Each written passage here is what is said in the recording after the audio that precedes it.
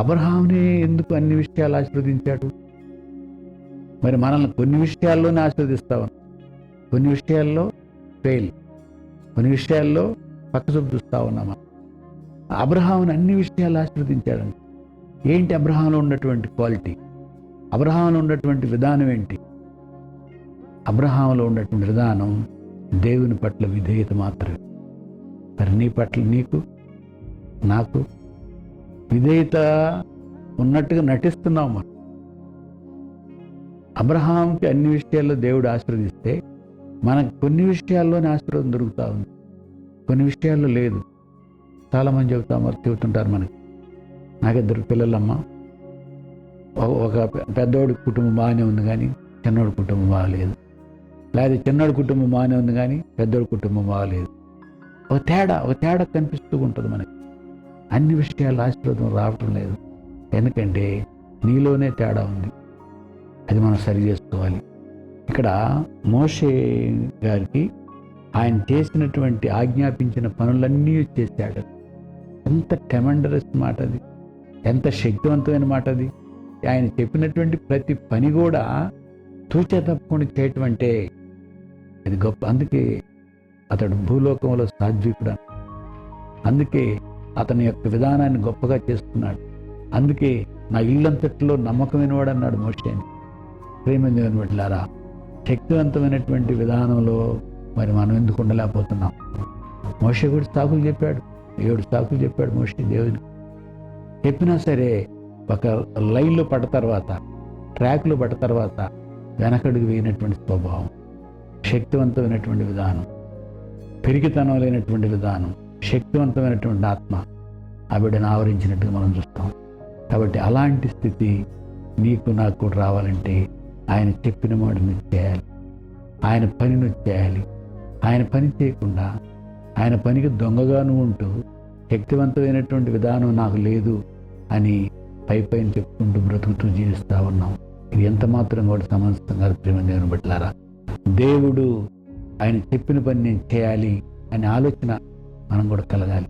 మోషే గారు ఆయన చెప్పిన అన్ని కూడా చేశాడంట. అందుకే ఎప్పుడు తోడయుండెను, ఎప్పుడు ఎల్లప్పుడూ, రోజుకి 24 గంటలు నీకు తోడుగా ఉండాలంటే దేవుని మాటను వినవలసింది, దేవునితో నువ్వు నడవలసింది, ఆయన కలిగి నువ్వు జీవించాల్సింది.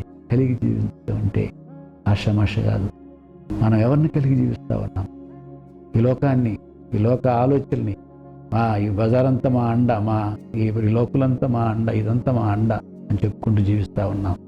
కానీ దేవుణ్ణి కలిగి నువ్వు జీవిస్తే నువ్వు ఒంటరిగా ఉన్నా సరే 1000 మంది బలం అవుతారని బైబిల్లో మనకు కనిపిస్తుంది. ప్రేమదేవుని బిడ్డలారా, ఒంటరివి కాదు, నువ్వు ఒంటరివి కాదు, నీతో ఆయన ఉన్నాడు.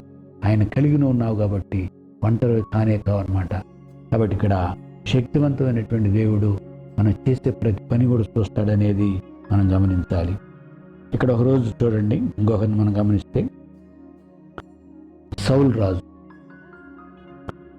ఒకరోజు సమూయేలు సౌలు రాజుని పిలిచి అమాలేకులను వారి యావదాస్తిని నిర్మూలన చేయమని చెప్పాడు. దేవుడు చెప్పిన మాట వినాలి కదా. దేవుని చెప్పిన మాట వినకుండా వాళ్ళ సమస్తము నిర్మూలన చేయమన్నాడు. నువ్వేం దాచుకోవడానికి లేదు, ఓకే అన్నాడు అక్కడ. కానీ అక్కడ జరిగిందేంటి? సౌలు రాజు కొన్నిటిని నిర్మూలన చేయకుండా దాచుకున్నాడు.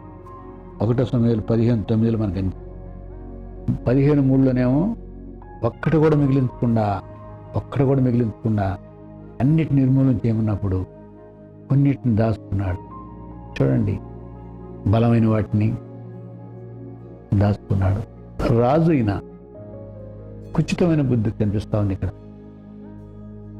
ఇలాంటి బుద్ధి అప్పుడప్పుడు మానవ జీవితంలో వస్తూ ఉంటాయి. నువ్వెంత గొప్పవాడు అయినా చిన్న విషయంలో పేల్తనం వస్తూ ఉంటుంది. ఇక్కడ ఏమి వద్దు అన్నప్పుడు ఒక్కడ కూడా తీసుకోవడానికి వీలు ఉండకూడదు. ఇక్కడ బలమైన దాచుకున్నట్టుగా మనం చూస్తాం. మరి సౌలు రాజు చేసిన పనికి దేవుడు శిక్ష ఏంటి తెలుసా? అతన్ని రాజుగా ఉండనీయకుండా దించేశాడు. చూడండి ఎంత భయంకరమైన శిక్ష వచ్చిందో. సౌలు రాజు చేసినటువంటి పనిని దేవుడు చూశాడు. ఇక్కడ దేవుడు చెప్పిన మాట మీరాడు. ఇక్కడ ప్రవక్త చెప్పిన మాట మీరాడు. ఇక్కడ ప్రవక్త అంటే దేవుని బిడ్డే. దేవుడు చెప్పినా, దేవుని బిడ్డ చెప్పినా, దేవుడు చెప్పినట్టు ప్రేమ దేవుని బిడ్డలారా. దేవుని బిడ్డ మాటను వినకపోతే దేవుని మాటను విన్నట్లే. తల్లిదండ్రుల మాటను వినకపోతే దేవుడి మాట కూడా నువ్వు వినవు. చూడండి ఎన్ని లింక్స్. కాబట్టి మానవ జీవితంలో ఎన్నో బలహీనతలు మానవుడు చేస్తూ ఉన్నాడు. ఇక్కడ సౌలు రాజుగా ఉండి దేవుడు చెప్పింది చేయకుండా తన స్వనీతి, సొంత ఆలోచనతోటి కొన్ని మిగిలిస్తున్నాడు. మరి మనుషుల్ని దాచిపెట్టాడు. ఒకవేళ ఇక్కడ వస్తువులు కాబట్టి ఆ మిగులుచుకున్నవన్నీ కూడా సమూయేలు ప్రవక్త వచ్చినప్పుడు పెద్దగా అరిసినాయి. ఏంటి ఆ కేకలు అన్నప్పుడు చెప్పక తప్పలేదు. ఎవరి మీద చెప్తున్నాడు? ఈయన పక్కవారి మీద చెబుతున్నాడు. వారు తెచ్చుకొని దాచుకున్నారని చెబుతున్నాడు. చూడండి, ఒక రాజు అయ్యుండి నెపం వేరే వారి మీద నెడతా ఉన్నాడు. ఈ దినాల్లో కూడా చాలామంది చేసిన తప్పుని వేరే వాళ్ళ మీద నెడతా ఉంటారు. మనం కూడా ఎన్నో స్థితులు అలా చేస్తుంటాం. క్షమాపణ కోరుకోవాలి. తప్పు నేను చేస్తే నేను ఎదుటివారి మీద నెట్టాను ప్రభువా, ఇది నేను చేసిన తప్పు. అప్పుడు దేవుడు నిన్ను మెచ్చుకుంటాడు. కానీ నువ్వు చేసిన తప్పుని వేరేవాడు నెట్టినప్పుడు మాత్రాన నువ్వు గొప్పవాడు అవుతూ అనుకోవటం భ్రమ మాత్రమే. కాబట్టి ప్రేమ దేవుని బిడ్డారా, ఇక్కడ సౌలు రాజు తన యొక్క విధానం అంతా కూడా మరి రాజు అయ్యుండి కూడా దేవుడు మాట విననందువల్ల ఆయన చేసిన పని దేవుడు చూశాడు ఇక్కడ. కాబట్టి మనం చేసే ప్రతి పని కూడా దేవుడు చూస్తాడనేది ఒకసారి మనం జ్ఞాపకం చేసుకోవాలా. నువ్వు రాజు కావచ్చు, లేకపోతే రావణప్ప కావచ్చు, నువ్వు ఏ స్థితిలో ఉన్నా సరే నువ్వు చేసే ప్రతి పని కూడా దేవుడు చూస్తాడనేది ఇక్కడ వాస్తవం. ఏం జరిగిందండి? ఫలితం ఏమొచ్చింది? దేవుడు చెప్పింది చేయకపోతే ఫలితం ఏమొచ్చింది? రాజుగా ఉన్నటువంటి స్థితి నుంచి కిందికి దించేస్తారు. ఖచ్చితంగా దేవుడు చెప్పాడు, అనవసరంగా నేను వాడిని రాజుని చేశాను, పోయి దించుకో. తన ముఖం కూడా నేను చూడటానికి లేదు, అతనితో మాట్లాడటానికి కూడా దేవుడు ఇష్టపడలేదు. చూడండి, రాజుగా ఉన్నప్పుడు మంచిగా మాట్లాడాడు, పరిశుద్ధాత్మను వరం ఇచ్చాడు, శక్తివంతమైన వరం ఇచ్చాడు. ఇప్పుడు దురాత్మను పంపించాడు. చూసారా? ఏదైతే పరిశుద్ధాత్మ ఇచ్చినటువంటి ఈ సౌలు రాజు ఇప్పుడు దురాత్మ ప్రేరేపించింది. దురాత్మ పరుడయ్యాడు, శక్తివంతమైనటువంటి దాన్ని కోల్పోయాడు. కాబట్టి దేవుడు మనం చేసే పనులను చూస్తాడు. దేవుని చెప్పిన మాట వినకపోతే, దేవుని చెప్పిన పని చేయకపోతే ఖచ్చితంగా ఫలితం అనేది భయంకరంగా ఉంటుంది అనేది ఇది ఇక్కడ సౌలు రాజు విషయం. మనకి ఇశ్రాయేల్ ప్రజలకు మొదటి రాజు ఈయన.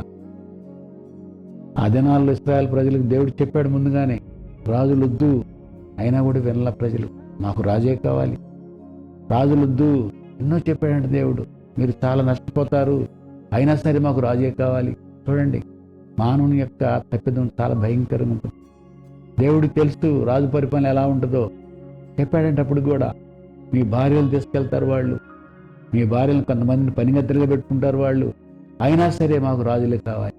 చూడండి ప్రేమ దేవుని బిడ్డలారా, దేవుడు వద్దని చెప్పినా కూడా కోరి కష్టాలు తెచ్చుకోవటం అంటే ఇక్కడే కనిపిస్తుంది మనకి.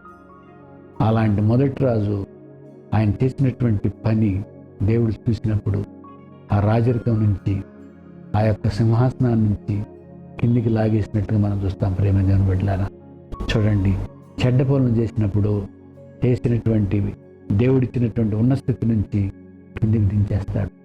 మనం కూడా అంతే. దేవుడికి ఒక ఉన్న స్థానం ఇస్తే అది నువ్వు పోగొట్టుకోగలిగితే, అది నువ్వు నిలబెట్టుకోగలిగితే దేవుడు సంతోషిస్తాడు. పోగొట్టుకోగలిగితే ప్రజలు సంతోషించరు, దేవుడు సంతోషించడు. నీకు కూడా చాలా వీలితనమా. ఇలాంటి జీవితం కావాలా, లేకపోతే మంచి జీవితం కావాలా? కోరుకోండి అని దినం మనకే ఈ వాక్యాన్ని దేవుడు ముందు పెడతాం. ప్రేమ దేవుని బిడ్డలారా, కాబట్టి మనం గమనించాలి దేవుని మాటల్ని. ఇంకా మనం గమనిస్తే ఇంకొకరు గెహాజీ, ఎలీషా యొక్క సేవకుడు. ఏలియా తర్వాత ఎలీషాని దేవుడు ఎన్నుకున్నాడు. ఈ ఎలీషా గారికి ఈ గెహాజీ అయితే కనిపెట్టుకునే విధానంలో ఉంటే ఎలా ఉండేది, కానీ ఇక్కడ ధనానికి వ్యామోహం చెందాడు పాపం. చూడండి, ఇక్కడ గెహాజీ పరుగున వెళ్ళి నయమాను దగ్గర 2 మణుగులు వెండి 2 దుస్తుల బట్టలను తెచ్చుకొనుట దేవుడు చూసెను. 2 రాజులు 5:23-24. అక్కడ తెచ్చుకుని దేవుడు చూశాడంట. అంటే ఆత్మదేవుడు మనల్ని ఎప్పుడు వెంబడిస్తాడనేది గమనించాలి.